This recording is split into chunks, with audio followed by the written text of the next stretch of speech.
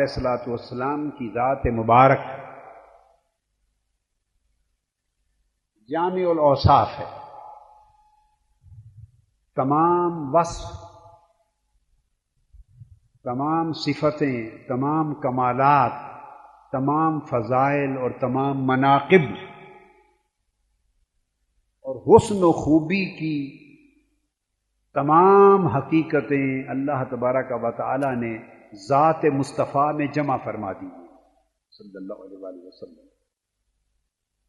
جس طرح حضور کی ذات اقدس جامع اوصاف ہے، اسی طرح حضور علیہ الصلوۃ والسلام کا ذکر جامع الاذکار ہے.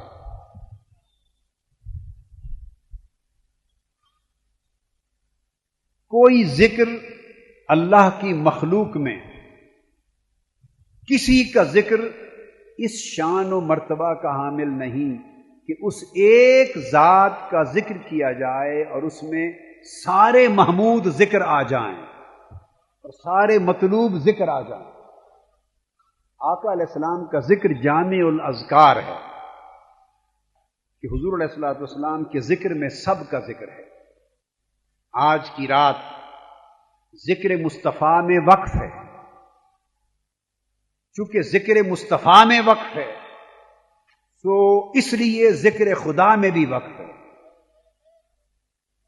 ذکر مصطفیٰ میں ذکر خدا بھی ہے، ذکر مصطفیٰ میں ذکر اہل بیت اطہار بھی ہے، ذکر مصطفیٰ میں ذکر صحابہ و خلفاء راشدین بھی ہے، اور ذکر مصطفیٰ میں ذکر اولیاء و صالحین بھی ہے.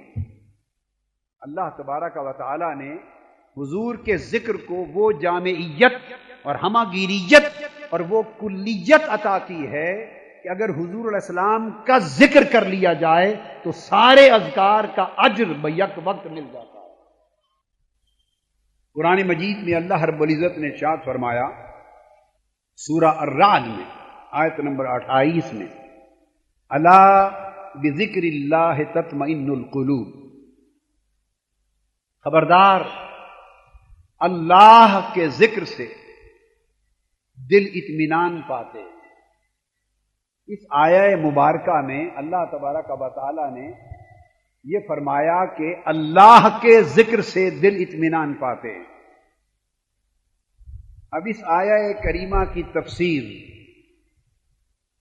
میں جلیل القدر تابعی حضرت مجاہد بن جبر رضی اللہ تعالی عنہ کی بیان کرتا ہوں. اللہ رب العزت نے فرمایا اللہ کے ذکر سے دل اطمینان پاتے ہیں. ان سے پوچھا گیا کہ اللہ کا ذکر کیا ہے، اللہ کا ذکر کیا ہے؟ فرماتے ہیں ذکر اللہ ہوا محمد صلی اللہ تعالی علیہ وآلہ وسلم، محمد مصطفیٰ کی ذات وہی اللہ کا ذکر ہے.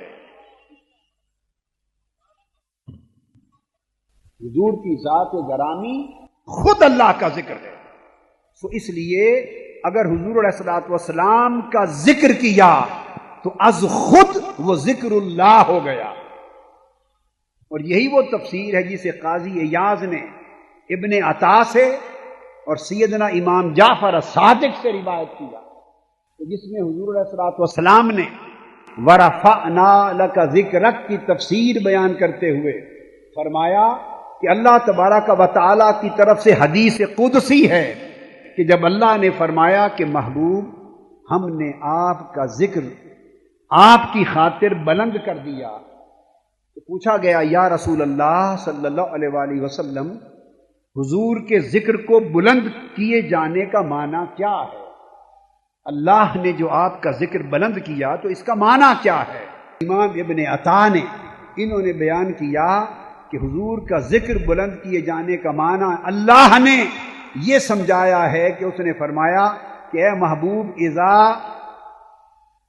ارشاد فرمایا کہ ممن ذاکرکا ذاکرانی، کہ جس شخص نے میرے محبوب آپ کا ذکر کر لیا بس اس نے میرا ذکر کر لیا. ومن ذاکرکا بالرسالہ فقد ذاکرانی بالربوبیہ، جس نے آپ کی رسالت کا ذکر کر دیا اس نے حقیقت میں میری ربوبیت کا ذکر کر دیا۔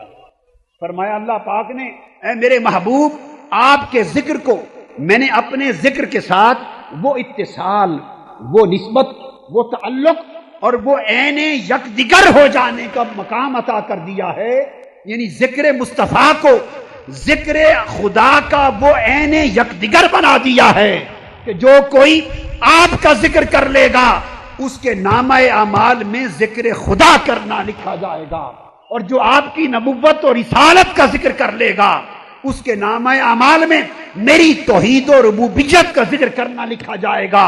جو ساری رات شان مصطفیٰ بیان کرتا رہے گا اس کے نامہ اعمال میں لکھا جائے گا کہ وہ ساری رات اللہ کا ذکر کرتا رہا ہے۔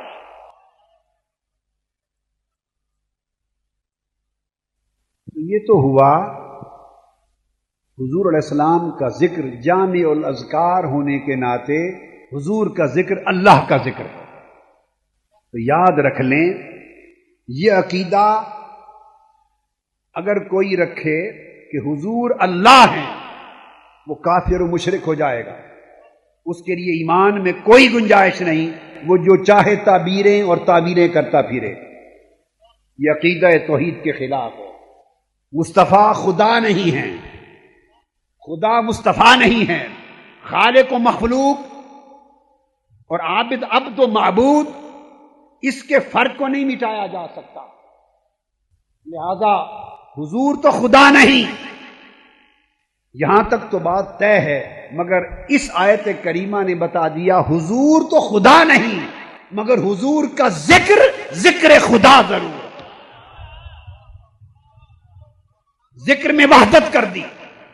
حضور تو خدا نہیں مگر حضور کی محبت خدا ہے، حضور تو خدا نہیں مگر حرمت مصطفیٰ حرمت خدا ہے، حضور خود خدا نہیں مگر تعلق بالمصطفیٰ تعلق باللہ ہے، حضور خود خدا نہیں مگر بیعت بردست مصطفیٰ بیعت بردست خدا ہے، حضور خود تو خدا نہیں مگر اطاعت مصطفیٰ اطاعت خدا ہے، معصیت مصطفیٰ معصیت خدا ہے، قربت مصطفیٰ قربت خدا ہے، ادب مصطفیٰ ادب خدا ہے، اور بے حرمتی اور گستاخی مصطفیٰ گستاخی خدا ہے۔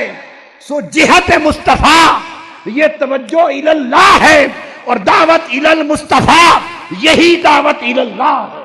جیسے میں نے عرض کیا کہ حضور کا ذکر الہی ہے، اللہ کا ذکر ہے، اب اسی طرح حضور کے ذکر کو عالم خلق میں بھی یہی شان حاصل ہے۔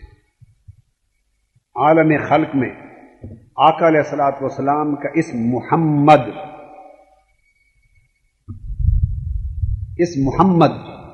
اس کی شانیں علم الموافقت میں بھی ہیں اور علم المناسبت میں بھی ہیں اور علم الاعداد میں بھی ہیں۔ علم موافقت کے اعتبار سے علم الموافقت کے اعتبار سے غور کرنا ضروری ہے کہ لفظ محمد اس کے 4 حروف ہیں، میم ہا میم دال، اور ادھر اللہ نے اپنے اسم ذات کو بھی 4 حروف پر رکھا ہے، الف لام الف ہے۔ لفظ محمد لفظ اللہ کے بھی 4 حروف، لفظ محمد کے بھی 4 حروف، لفظ اسم اللہ بھی بے نقط، اسم محمد بھی بے نقط، اس کو علم الموافقت کہتے ہیں، علم الموافقت کہتے ہیں، اور یہ اللہ تبارک و تعالی کے ذات کے ذکر کی مناسبت سے ہے۔ اور پھر اللہ تبارک و تعالی نے آگے حضور علیہ الصلوۃ والسلام اور اپنے ذکر کو کلمہ طیبہ میں جمع کیا، اپنی توحید کا عنوان بنایا، لا الہ الا اللہ۔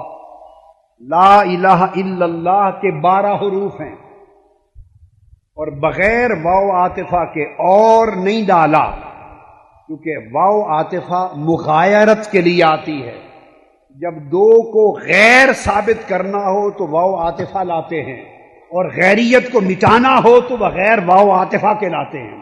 فرمایا لا الہ الا اللہ و محمد الرسول اللہ نہیں کہا، وہ یہ کہہ دے تو کلمہ اسلام میں تحریف ہو جائے گی۔ رب کائنات نے اتصال قائم کیا ہے، تغایر دوری کو چاہتا ہے، اتصال قربت کو چاہتا ہے۔